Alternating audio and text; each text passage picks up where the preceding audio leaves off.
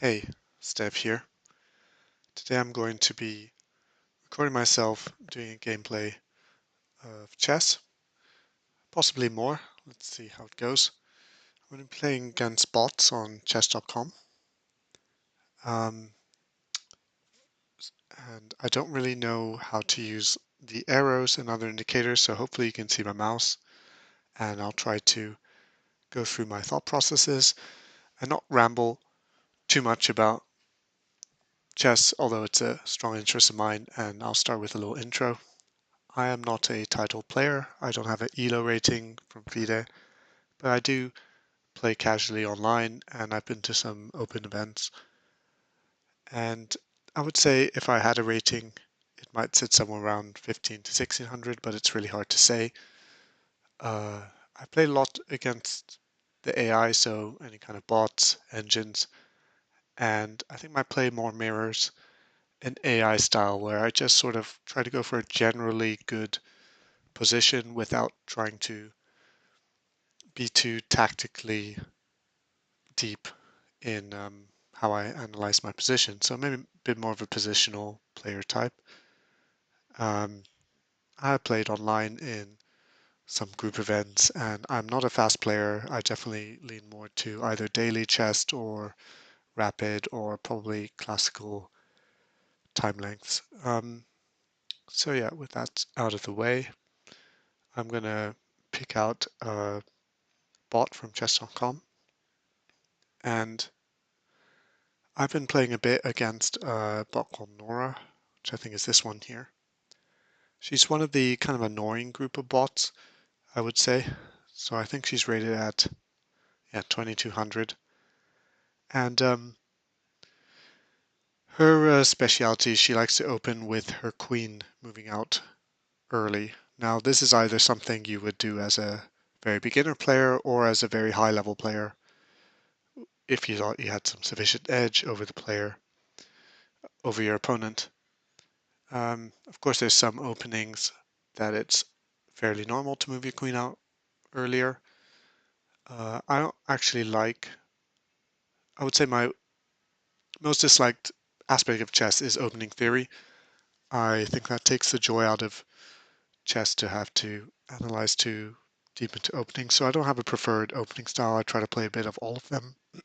But for example, in the Scandinavian, obviously you bring your queen out and move one as black, and maybe some lines of the French defense, you're gonna, or the attack against the French defense, you're gonna bring your queen out too. So yeah, there is the chance to. Nora brings her queen out almost every time from move one or two. She can, she gets the ear, generate the e pawn out of the way.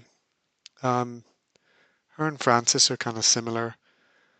Uh, so she's rated 2200. I would say she's probably weakest in the opening, maybe like a 16, 1700. She can very easily get into traps where she loses a pawn, possibly loses a piece if you're a bit adept and aware. But then her middle game is fairly strong, and her end game I think is probably like 2500. It's fairly strong. Maybe she doesn't evaluate the power of pass pawns as well. So her and Francis, they kind of frustrate you because you know what they're playing is wrong, but it's up to you to prove it. And even if you get into an advantage, maybe a piece up or a pawn up, they will transition into a decent middle game, which is sometimes tough to prove your advantage. Francis is, I would say, transfers his opening quirkiness or weirdness better into some sort of like development advantage, whereas Nora isn't even developed very well. Her queen's moved several times out of the opening, but I've still struggled. I would say I win 1 out of 4, 1 out of 5 games with her. I have beaten her, but it's been a fun challenge. She's quite a new ball. And yeah, there was something else I wanted to add about this in general, but I might just remember it as I go through and start playing. So let me just jump into a game. Hopefully I can beat her on this one or get a decent position. So I'm going to pick her, and Yeah, let's start. We'll take either white or black. Let's see what they give me. I really hate that the bots chat to you, and you also on chess.com have to turn it off every single time you launch a new game. I don't even know where the setting is here. So she's just gonna shit talk me. Starts with e4, and I like the Scandinavian. It's probably one of my favorite defenses is black against e4, but let's go with the Sicilian, which won't be the Sicilian. She's gonna play queen h5 on the first move, second move. So immediately I could sack a pawn. I'm just gonna defend it. I can always play knight f6 the next move. So now she's attacking my king. I'm just going to block the check, and she drops back. So I think here I'll probably just go up for a sort of dragon setup if white were to play like normal and not like a flaming lunatic like Nora does. So I think this is fairly fine. E5 I can just take. Should be okay. I just realized I am losing a pawn on c6 here after the captures.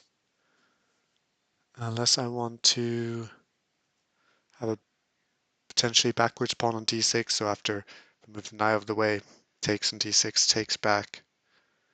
But I'm still going to have an issue here, so I'm just going to capture that. And probably bishop takes here, recapture, and I'm also losing c5 in that process. So as you can see, I haven't been the sharpest out of the opening. She doesn't want to take c5, and you can sometimes go down a pawn if you're not careful, so she avoids it. She's fairly tricky. She likes to keep pieces on the board. Not quite the level of Alpha Zero, but you know, it's something. So now I'm not immediately under threat. Her only developed piece is her queen. My pawns are pretty decent. Moves like either e6 or g6 to let my dark squared bishop come to mind. So I have some options there. There aren't really any targets in the moment for me to go for. Could look at some way to set up bishop c6, which might be nice, but I think I'm going to go g6. Get the bishop out this way. Put the knight forward, so it could jump here. It could also jump here with a check. I'm probably going to give a7 up. But to be honest, maybe I want to just stop that entirely. Or can I just castle? So knight comes to bishop g7, knight comes to b5.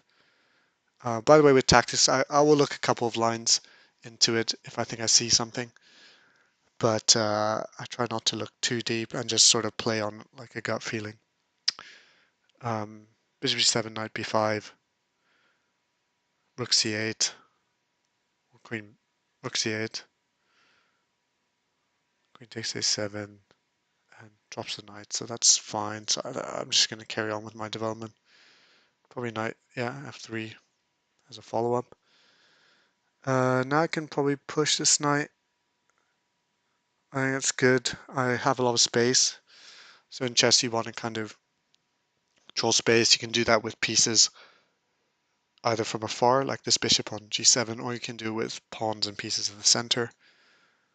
So I have a development edge, I have a space advantage. Oh, I just realized I'm dropping the pawn if she wanted to take, so that was like, I'm not playing very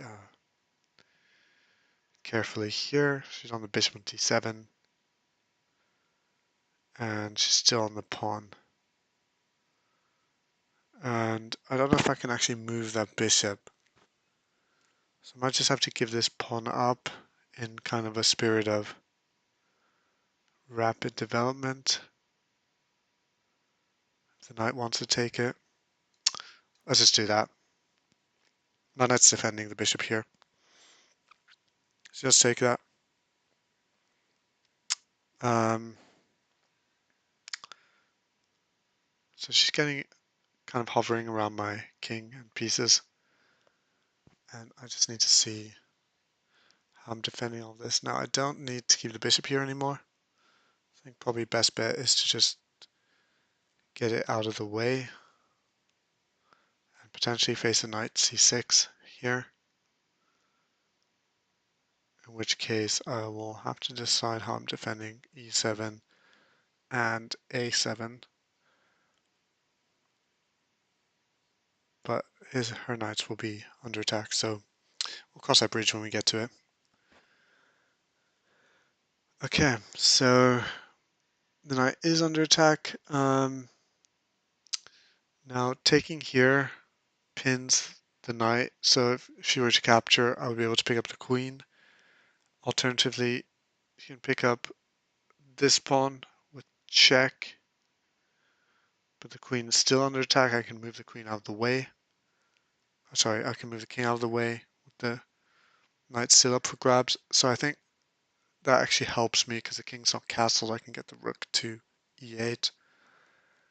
Taking with the queen,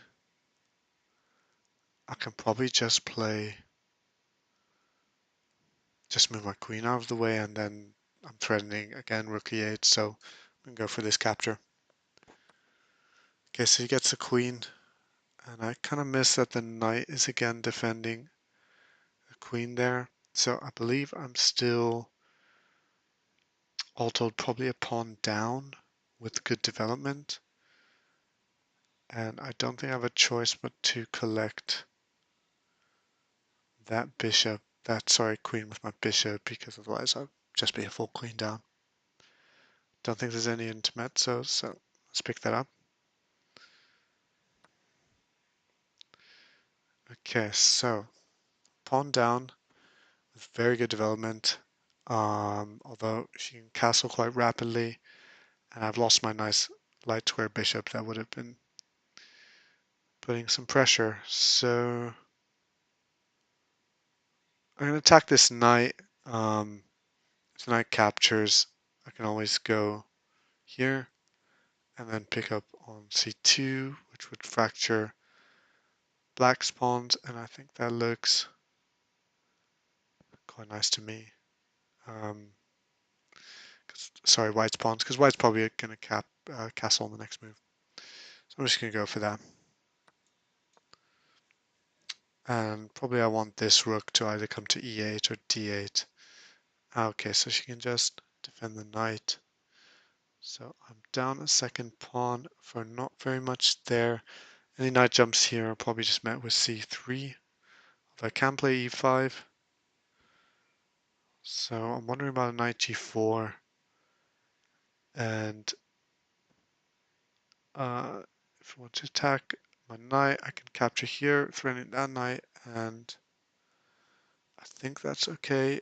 And any bishop e3, I can probably take that and maybe play e5 after that. I'm not doing too well with the opening. I've gotten a little bit tricked, but it might be my best shot. Okay, so you go for c3. Now I think e5 is my move here, and probably follow up with rook e8 to make use of the king still being stuck in the middle. Defense with a bishop, which I am targeting with my knight. Now probably rook e8 is just going to be met with castle king side, I would guess.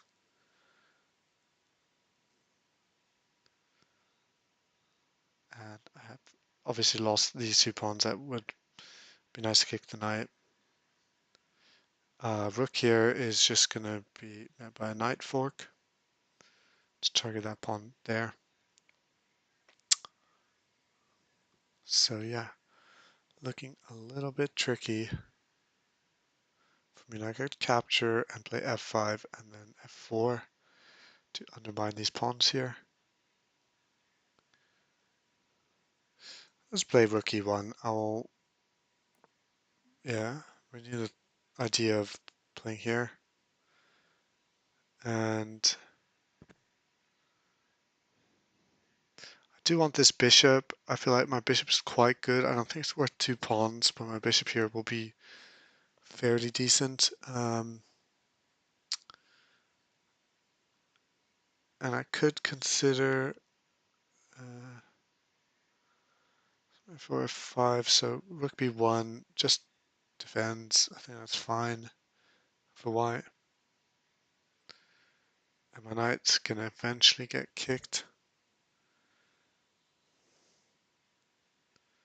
So I'm just gonna exchange there. This game is probably a dud. I've lost too many pawns, and white's gotten sorted out their development, gone castled.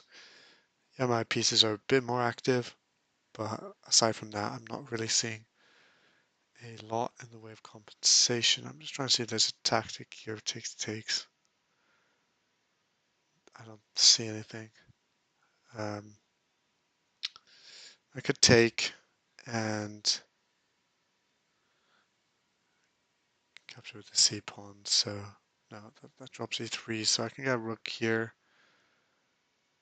That might be my best shot.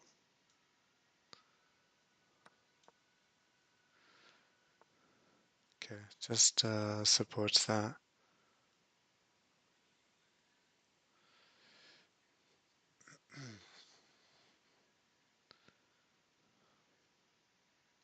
I would like something, of course, pinning that rook, but let's try to keep my rook active. Okay, so white's on my f7 pawn. Could play f5 to reduce that. I can go bishop h6 at some point.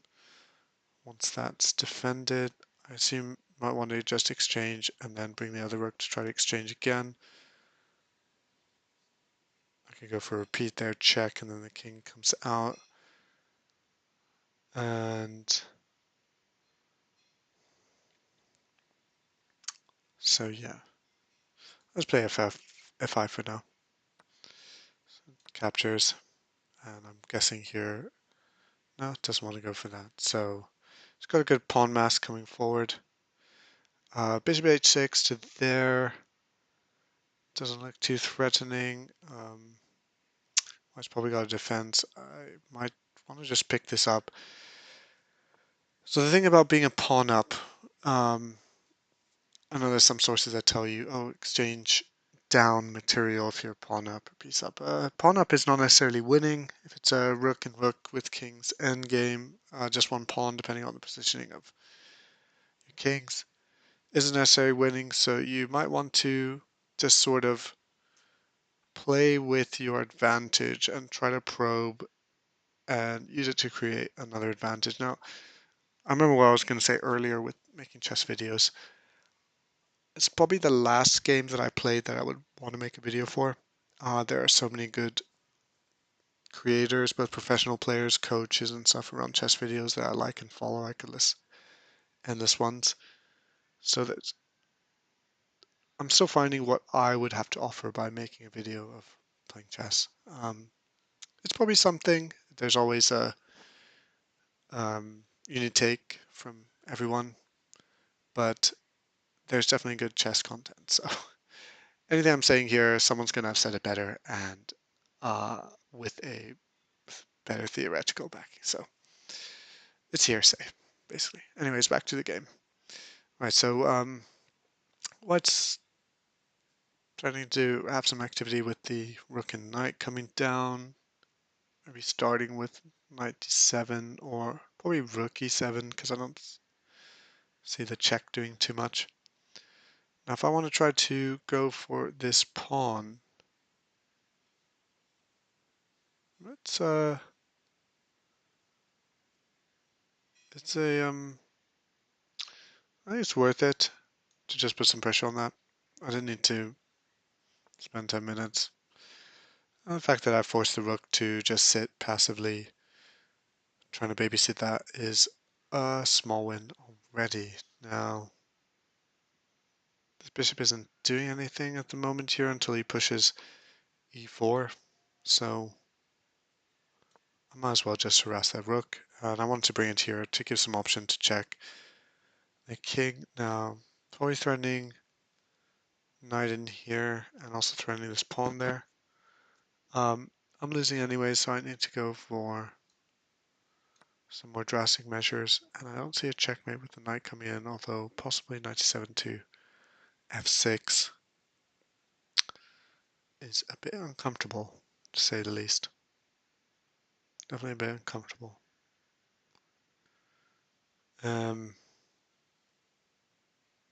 But on the plus side, I'm equal on pawns now, with a bit of pressure coming my way. Now, I can always play bishop g7 in the end of that, knight coming forward. Although not if I have knight g7, bishop g7, rook. No, that's fine still. So let's go to c4 and try to bother those pawns now.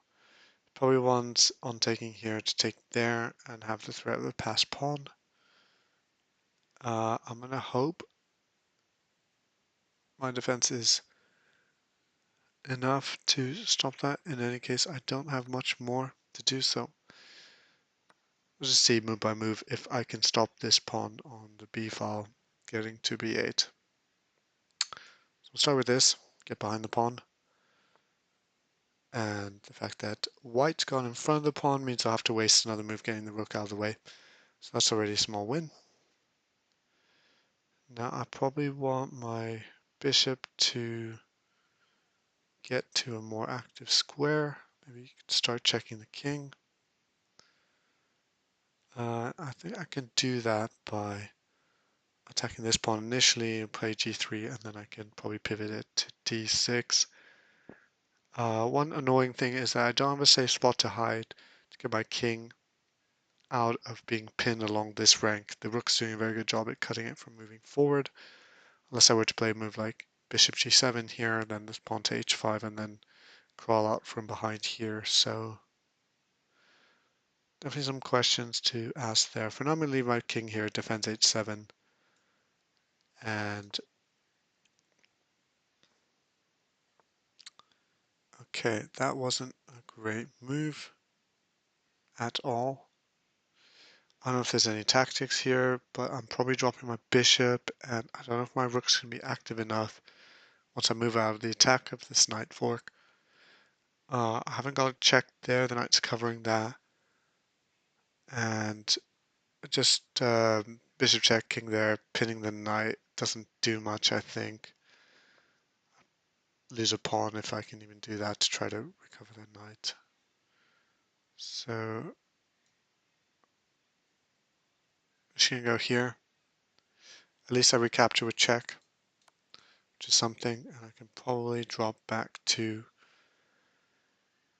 b4, but the king is getting much more active than my king.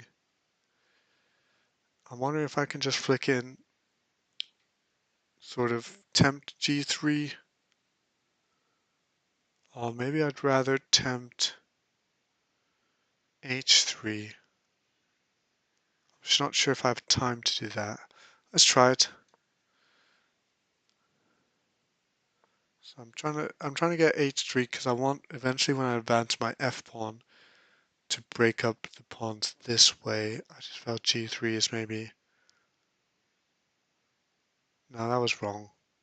I should have played f. I should have invoked g3.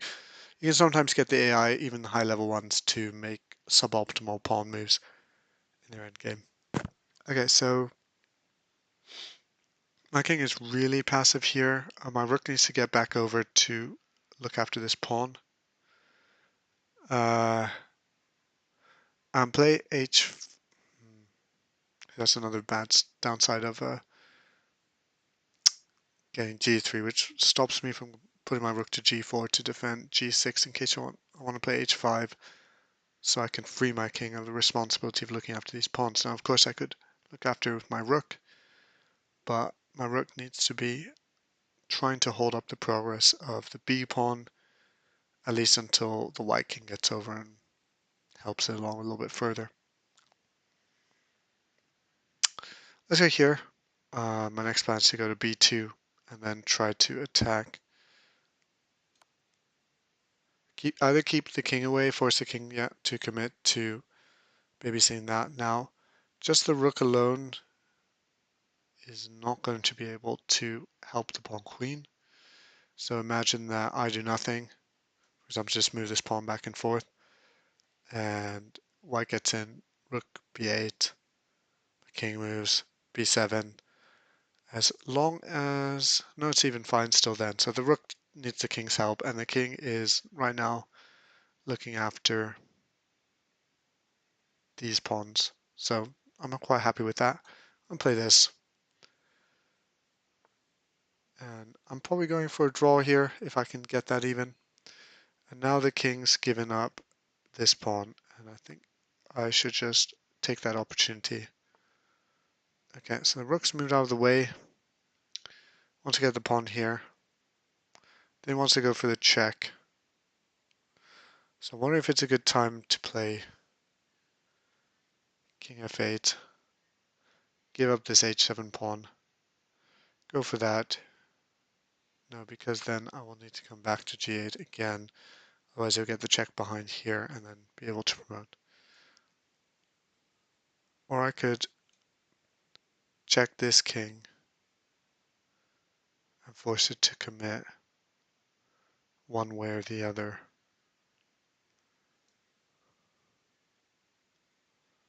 I am going to go for that.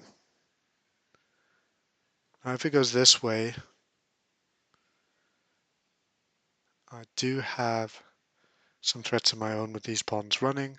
If they get far enough, then this rook will essentially have to give itself up for some of these pawns. So I can always consider sacrificing my own rook for this pawn alone. Yeah, now going to b2, king here. So I think what I'm going to do, if I go to g3, king somewhere there, the king there. If I get 3 connected passed pawns here, if mm, this is bad already because I don't know if I'm winning this now because he got the check and then he promotes, so yeah. I'll have to give that up.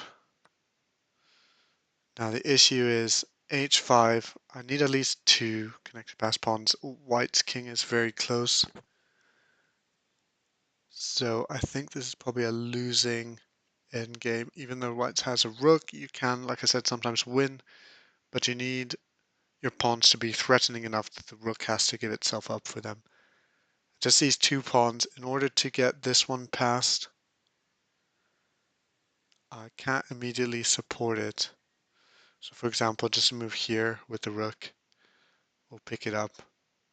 So I would need h5 first, and I think that gives enough time for the white king to get over and help defend them. Let's just see. If I get the king in first,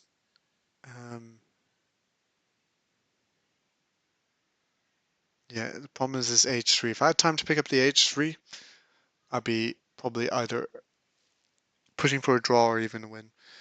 My best choice. I'm going to try to play h5. Again, I'm not calculating this out. I don't know. That's a strange starting move. So let's just see what I can do with these 2 pawns. But yeah, I'm guessing the king's going to come in and help to mop up these pawns. So now if I went to f3, probably king there, and the pawns aren't making progress. So let's see if there's any chance I can get my king around to the king here, and just a rook check, and king back here, and then I'm losing at least 1 pawn. G3, rook down somewhere. G2, check. I think I'm probably losing the second pawn as well. G3 and the king just walks in and we can even take there. So I'm probably losing this here and just there.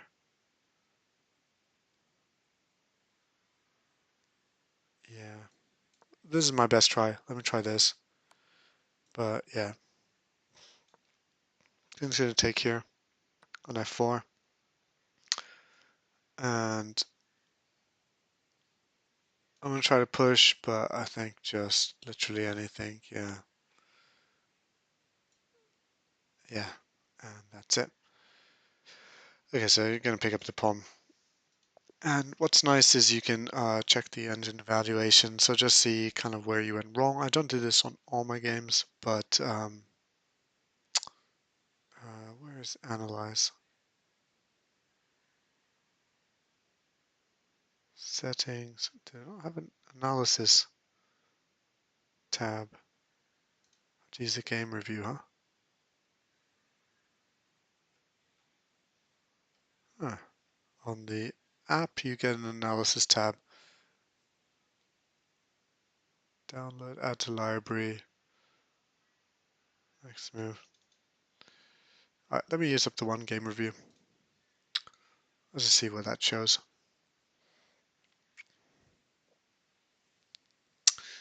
So, yeah, I missed some things. As you can see, White was generally doing well, but I kind of got myself back into the game here, and then White was coming back into it. I don't really like these fancy numbers. I prefer to just look at it move by move. So is that here? Yeah. God, I hate this tab. Hate all the colors, which is... Okay, so this isn't accurate. It prefers rook b8 just to kick and give up. So rook b8 and queen takes here. The idea is just to carry on with my development. Knight d5. Interesting. Okay. g6, knight c3. So a couple of inaccurate moves from both sides. Bishop f5 was not the right response there. I should have just taken. Queen takes. And then maybe bishop f5. Is that what it's suggesting? Yeah. So why is that better? Because I'm picking up on c2 afterwards. Queen 2. Queen d5. Okay, I'm just getting more developed. If I'm taking on c2, it's still okay. Um, so yeah, that little sting in the end of the tail. White's knight is defending the bishop. So I'm still slightly better. Rook a b8 is a mistake. I should instead go to c8. Just defend that pawn, because I never really recovered that pawn that I gave up, or was able to defend it. Fc8. Okay. Just to keep pressure on b8 and c8. Keep the rook here. Going to g4 is a mistake. I should be playing e5 immediately. Just challenging everything. Then maybe g4 afterwards. So yeah, when you can, always try to grab space. Always try to play challenging moves. That's a mistake. I should just be taking, and I guess bishop takes, c takes, and then maybe right there. I don't know what the idea of that is. Bishop takes, yeah. Okay, just get the check in first before it's castled. King to 2. Okay, and then some long computer lines. Okay.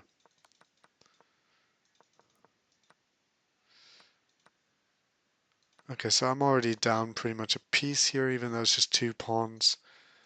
At some point I did get back in. F5 is a mistake. I should be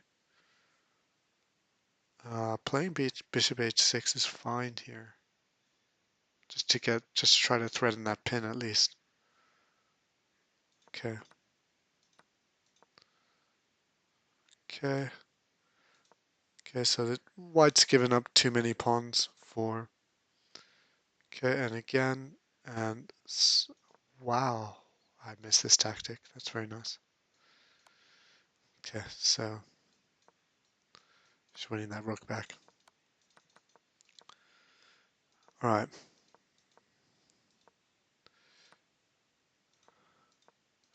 The rest of this is kind of boring, just mopping up pawns. So at some point I lost the end game, and they're saying it was here with bishop f4.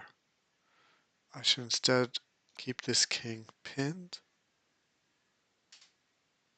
and I'm still fine because I'm threatening these pawns. Okay, my bishop I can choose later where to reposition it. I think that's probably what they're suggesting, maybe even coming back to g7. This is a good, nice diagonal for the bishop.